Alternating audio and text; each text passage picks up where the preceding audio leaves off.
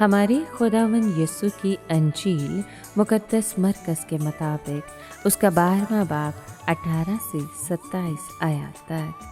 ایک دن بعض صدوقی جو قیامت کے منکر ہیں یسوع کے پاس آئے اور انہوں نے اسے سوال کر کے کہا کہ اے استاد، ہمارے لیے موسیٰ نے لکھا ہے کہ اگر کسی کا بھائی مر جائے اور بیوی بے اولاد چھوڑ جائے تو اس کا بھائی اس کی بیوی کو لے تاکہ اپنے بھائی کے لیے نسل پیدا کرے۔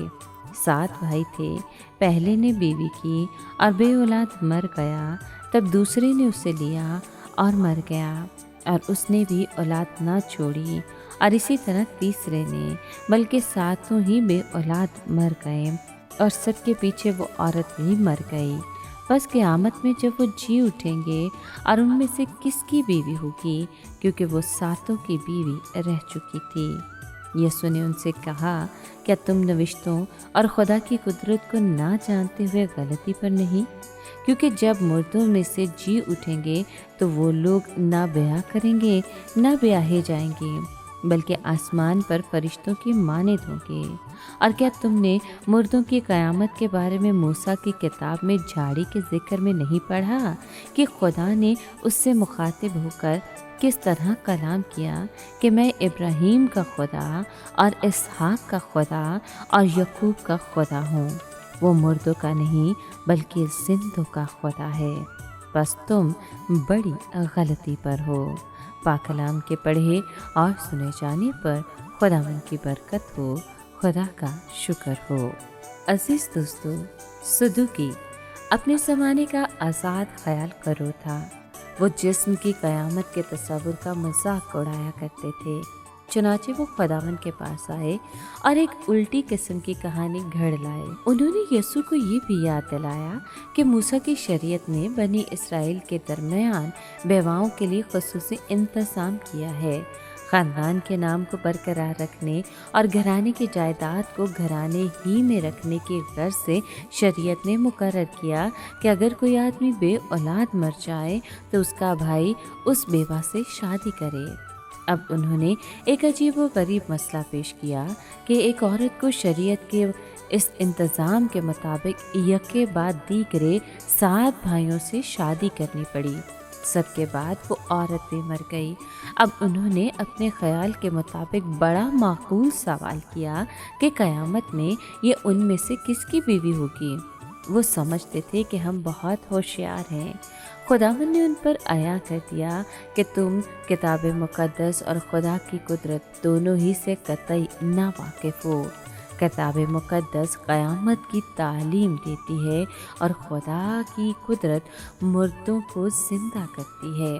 پہلے تو ان کو یہ جاننا چاہیے کہ آسمان میں ازدواجی رشتے جاری نہیں رہیں گے۔ وہاں ایماندار ایک دوسرے کو پہچانیں گے۔ بطور مرد اور عورت ان کی انفرادیت قائم رہے گی، مگر ان میں بیاہ شادی نہ ہوگی۔ اس لحاظ سے وہ آسمان پر فرشتوں کی مانند ہوں گے۔ اب یسوع صدوقیوں کی طرف متوجہ ہوا جو موسیٰ کی کتابوں کو پرانے عہد نامے کی دیگر کتابوں پر فوقیت دیتے اور زیادہ اہم گردانتے تھے۔ وہ انہیں موسیٰ کی جلتی جھاڑی کے واقعے پر واپس لے گیا۔ وہاں خدا اپنے بارے میں کہتا ہے کہ میں ابراہیم کا خدا، اسحاق کا خدا اور یعقوب کا خدا ہوں۔ اس بات سے نجات دہندہ نے واضح طور پر ثابت کیا کہ خدا مردوں کا نہیں بلکہ زندوں کا خدا ہے۔ مگر کیسے؟ جب خدا موسیٰ پر ظاہر ہوا تو کیا ابراہیم اور اسحاق اور یعقوب کو مرے صدیاں نہیں بیت چکی تھیں؟ ہاں، یہ درست ہے۔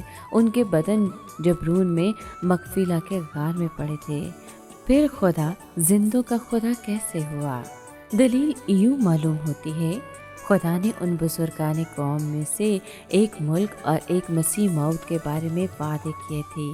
یہ وعدے ان کی زندگیوں میں پورے نہیں ہوئے تھے۔ جس وقت جلتی جھاڑی پر خدا موسیٰ سے ہم کلام ہوا، ان کے بدن قبر میں تھے۔ پھر بھی خدا نے ان کا اس طرح ذکر کیا جیسے وہ زندہ ہوں۔ ضرور ہے کہ وہ ابراہیم اور اسحاق اور یعقوب سے اپنے وعدے پورے کرے۔ اس لیے قیامت ایک حتمی اور قطعی ضرورت ہے۔ خدا کی ذات کے بارے میں ہمارا علم اس بات کا تقاضا کرتا ہے کہ قیامت ہو۔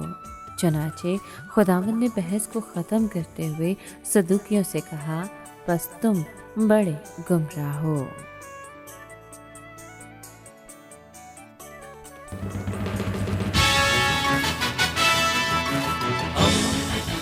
دوستی کا پیمبر، ریڈیو ویریتاس ایشیا۔